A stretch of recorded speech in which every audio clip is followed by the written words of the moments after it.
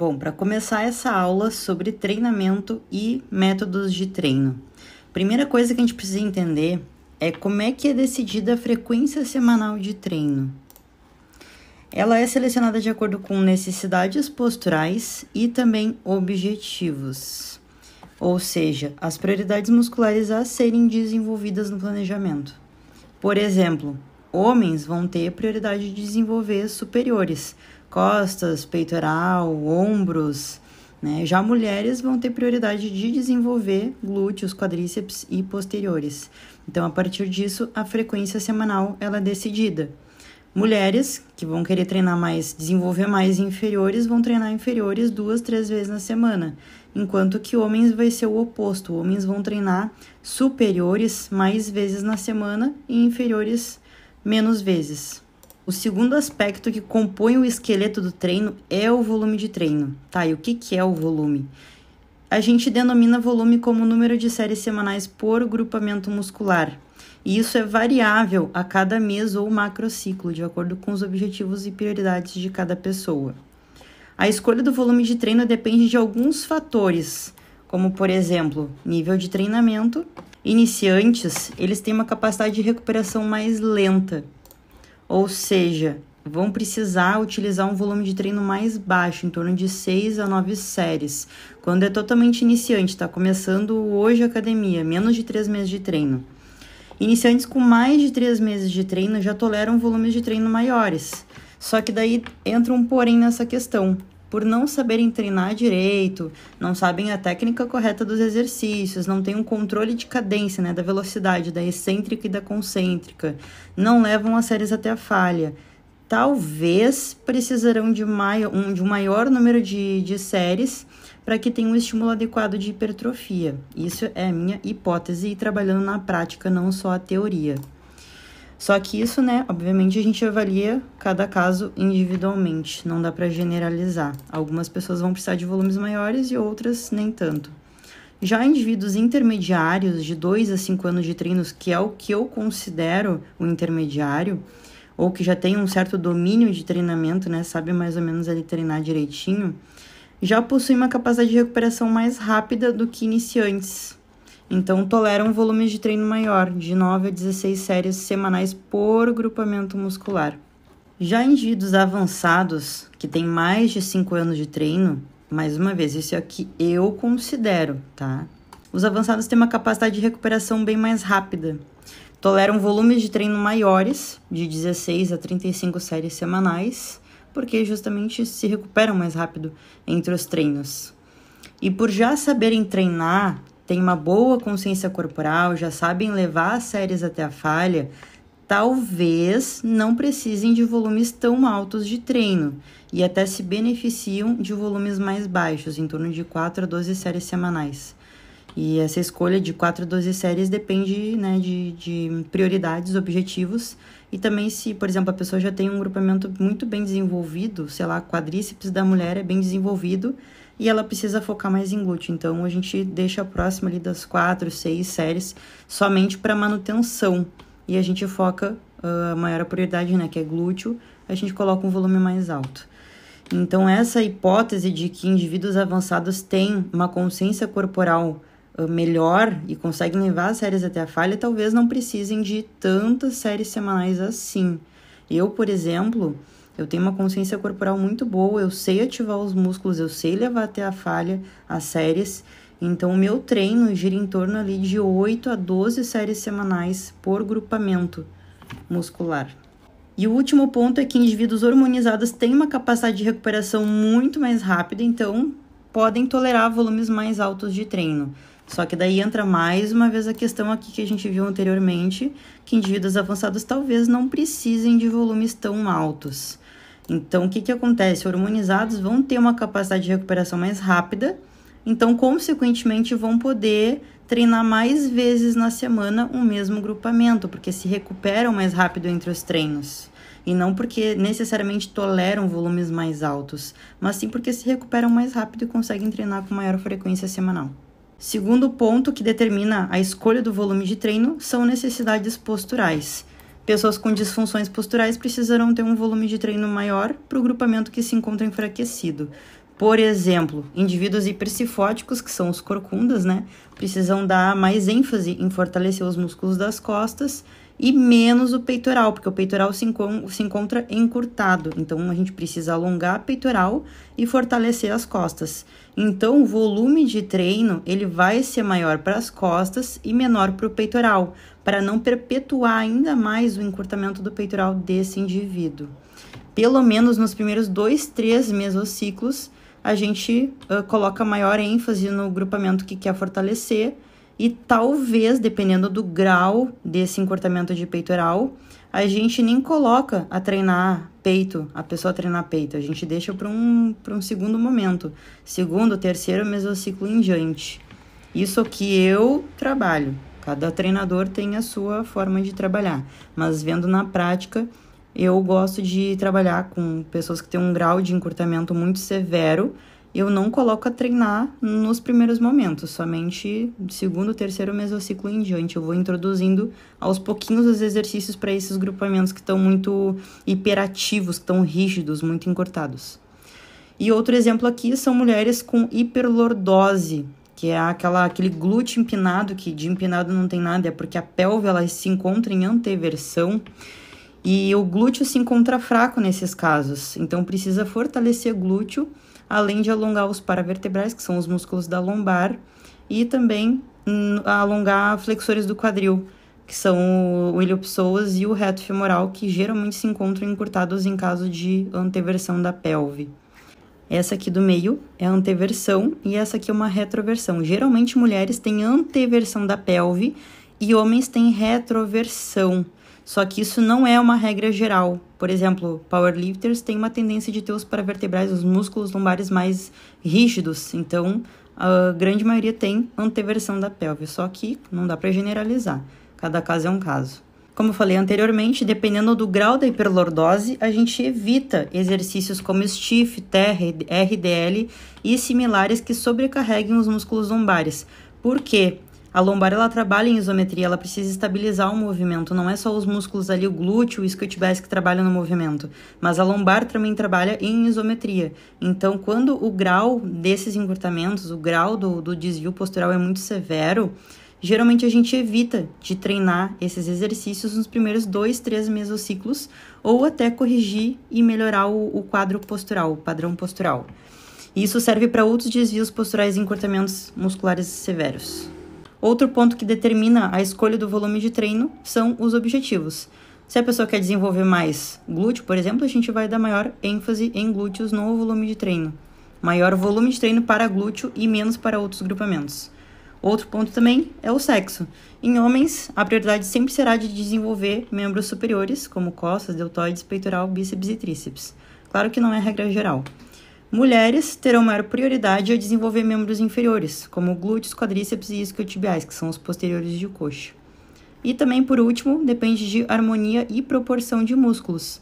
Por exemplo, pega um atleta que já tem costas muito bem desenvolvidas, sempre gostou de treinar costas na vida, né? E o segundo plano está o peitoral, que não é tão bem desenvolvido, o peitoral é deficiente. Então, para corrigir isso e gerar uma harmonia, melhorar a proporção de músculos, né, e a simetria, a gente dá maior ênfase em peitoral, com maior volume de treino, de séries semanais para peitoral e menos para costas. Isso é variável ao longo do ano, ao longo dos macrociclos, depende de respostas estéticas, depende da genética da pessoa, se ela tem maior tendência a desenvolver costas do que peito ou mais peito do que costas. Então, tudo isso a gente vai avaliando na prática. Então, volume de treino, seleção de exercícios não é receita de bolo. O volume de treino e a periodização ela é individual de acordo com as necessidades de cada pessoa. Nenhum treino é igual ao outro. Até pode ser parecido, né? Porque às vezes o treinador tem o mesmo cérebro e raciocina do mesmo jeito e tem uma mesma vertente e os treinos saem parecidos, mas nunca iguais. Porque cada pessoa tem a sua individualidade e o treino deve estar de acordo com a necessidade de cada um. Mas agora vamos ao que interessa, o assunto que todo mundo tem dúvida, que são aos tipos de série, warm-ups, feeder sets e working sets. Começando pelas séries de warm-ups, também conhecidas como WU. Em tradução para o português, são séries de aquecimento. e que devem ser feitas sempre no primeiro exercício de cada treino. Então, não me venham com esse papo de instrutor de academia dizer para tu aquecer na esteira 5, 10, 15 minutos lá caminhando, que nem um tonto, porque tu aquece no próprio exercício. Não tem o porquê de fazer caminhada na esteira, a não ser que seja inverno, esteja muito frio, começa a doer muito os pés por conta do frio, fica tudo congelado e dormente, aí eu acho válido, né, fazer uma caminhada ali na esteira. E eu, propriamente dito, já vou para academia a pé, dá 1 quilômetro até lá eu já tô aquecida, então não tem necessidade. Mas quem vai de carro, e principalmente no inverno para academia, eu recomendo até fazer ali uns 5 minutos de caminhada para aquecer os pés, pelo menos, né, a pessoa não ficar igual uma morta-viva no treino. As séries de warm-ups, tu vai utilizar uma carga muito baixa apenas para aquecer, sem gerar fadiga e nem queimação. Pode fazer de 1 a 2 séries conforme sentir necessidade. Como eu falei, se for inverno, talvez tu precise fazer mais séries de aquecimento. Nessas séries de aquecimento, tu vai utilizar de 12 a 15 repetições. E não são séries válidas para hipertrofia, por isso não são contabilizadas no volume de treino. Já as feeder sets, em tradução para o português, são séries de alimentação. E para que servem? São séries preparatórias para descobrir a sua carga máxima do dia. A carga máxima do dia, ela depende de diversos fatores, como por exemplo o sono, se a pessoa teve uma boa qualidade de sono, horas dormidas e qualidade do sono, estresse, oscilações hormonais, principalmente mulheres, disposição, cansaço do cotidiano e horário do treino. Quem treina à noite vai ter maior acúmulo de fadiga e cansaço, além do estresse, né, de trabalho e outras demandas, do que quem treina de manhã e no início da tarde. Então, por isso que é importante fazer séries de feeder set para entender qual é o momento que a pessoa se encontra, como é que está a força dela do dia. As feeder sets, elas também servem para preparar músculos, tendões e articulações para receber cargas mais pesadas. Também serve para preparar o controle motor e consciência neuromuscular para séries mais pesadas. E também, principalmente, para se conectar com o treino, se desligar do mundo e dos problemas lá fora da academia e se concentrar para obter a máxima performance e não se lesionar. O treino para valer começa de fato quando tu tá no máximo da adrenalina, a tua temperatura corporal ela tá mais alta e com maior irrigação sanguínea. Então, essas séries de feeder set, que são séries preparatórias, elas servem basicamente para isso aqui, ó, para tu se conectar no exercício, preparar os tendões e articulações, conectar mente e músculo e se desligar do mundo lá fora, esquecer os problemas e se concentrar somente no teu treino. O que tu vai fazer nas feeder sets? Tu vai fazer uma progressão de carga a cada série. Tu vai literalmente ir alimentando o exercício com carga, com a finalidade de descobrir tua carga máxima para o working set, que seria a série de trabalho, de acordo com a faixa de repetições propostas no treino. Cada periodização terão cargas diferentes, pois depende exclusivamente da faixa de repetições utilizadas. A carga ela é inversamente proporcional à faixa de repetições. Isso quer dizer que quanto menor as repetições, maior é a carga. E quanto maior as repetições, menor é a carga. Por exemplo, uma faixa de 4 a 6 repetições, tu vai utilizar uma carga muito mais alta, porque é uma intensidade alta. Intensidade é carga, então a carga ela vai ser mais alta. Do que séries de 12 a 15 repetições, que tu vai utilizar uma carga muito mais baixa. Dentro das feeder sets, tu pode fazer quantas séries tu achar necessário, de 1 a 3 séries, podendo chegar até 4 se tu treina com altas cargas, atletas, por exemplo, ou pessoas que treinam em alto rendimento. Tu vai fazer de 3 a 5 repetições ou a escolha, pelo motivo de que avançadas terão maior facilidade para sentir em apenas 3 a 5 repetições se a carga está adequada para fazer 10 a 12, por exemplo. Quando eu vou começar um exercício, uma elevação pélvica, por exemplo, nas primeiras 3, 5 repetições da feeder, eu já sei se aquela carga está adequada, porque eu já treino há muitos anos, então eu já sei, já consigo prever se eu vou conseguir atingir as 10 a 12 repetições com aquela carga ali que eu escolhi, fazendo 3 a 5. Eu não preciso fazer 10 a 12 para descobrir a minha carga máxima. Então, isso vai depender da percepção do indivíduo e do nível de treinamento. Iniciantes e intermediários podem errar a carga se fizerem menos repetições que as propostas nas working sets. Então, o ideal é fazer as feeders com maior número de repetições do que as working sets. Por exemplo, se o treino está estipulado para a pessoa fazer de 10 a 12 repetições e não tem um nível de treinamento tão bom assim, uma consciência corporal boa, talvez ela erre. Se ela fizer 3 a 5, ela erre a carga para 10 a 12. Então, o mais recomendado é que se faça 10 a 12 repetições na feeder para descobrir a carga da working. E quando fazer mais feeder sets? 2, 3, 4 feeder sets. Nos 2 primeiros exercícios do treino, quando o corpo não está totalmente aquecido e preparado para receber altas cargas.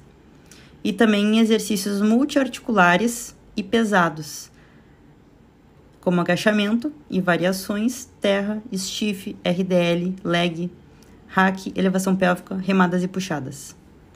Indivíduos avançados que utilizam mais que o dobro do seu peso corporal em agachamento, terra, stiff e similares, necessitarão de mais séries preparatórias do que indivíduos iniciantes ou que treinam com cargas leves. Por exemplo, eu faço elevação pélvica com 200 quilos. Eu não posso simplesmente sair metendo 200 quilos na barra e levantar, porque senão eu vou me lesionar. E o meu corpo não está preparado para levantar 200 quilos de uma vez só. E nem meu cérebro está preparado para isso. Meu sistema nervoso central não está preparado para isso. Então, o que eu faço? Séries de feeder set. Eu faço em torno ali de 3 a 4 séries de feeder na elevação pélvica para descobrir minha carga máxima.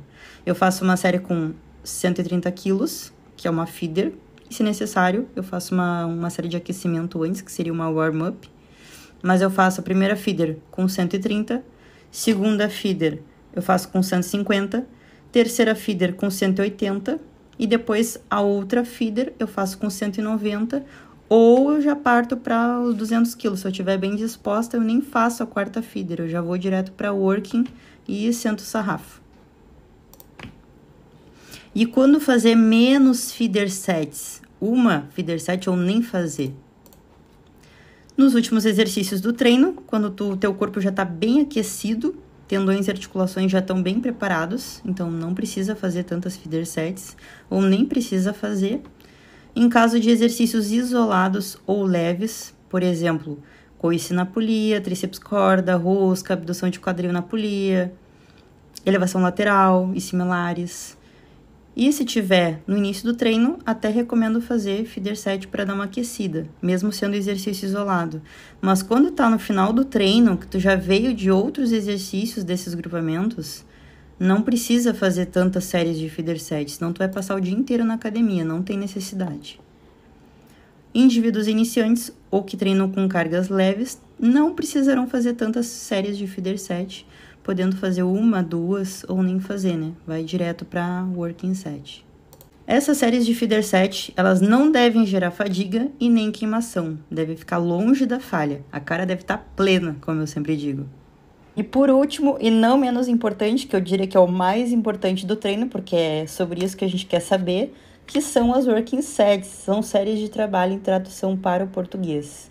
São séries com a carga máxima que tu aguenta no exercício de acordo com a faixa de repetições propostas. São séries no talo para se peidar de fazer força. E como eu falei anteriormente, a carga ela é muito variável de acordo com o dia. Se tu dormiu bem, se tu bebeu bastante água, se tu manteve a dieta, se tu te estressou no trabalho, se teve alguma oscilação hormonal, principalmente para mulheres que passam por período menstrual.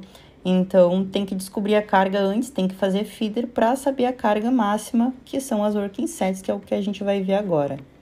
As working sets, elas são séries com proximidade da falha, até 5 repetições na reserva. O que isso quer dizer? Até 5 repetições antes da falha. Depois eu vou explicar o que é falha, que muita gente ainda não sabe, mas eu espero que a maioria saiba. São séries que são válidas para hipertrofia, pois geram o estímulo necessário para que a hipertrofia ocorra. E somente essas séries é o que a gente contabiliza no volume de treino. E as top sets são as séries com a maior carga do exercício. Geralmente são as últimas working sets, que as vira e mexe às vezes de uma working set para outra, né? Se, por exemplo, tem 2 working sets no exercício, na primeira working a gente usa uma carga mais leve, viu que dava mais, aumenta a carga e faz até o limite, né? Então essa seria uma top set, a série com a maior carga do exercício. O número de working sets não é opcional. Você deve seguir o que está proposto na sua planilha. O número de repetições deve ser feito de acordo com o que está orientado lá na planilha. E a falha? O que é a falha? A falha não é sentir queimar, não é sentir arder e nem doer.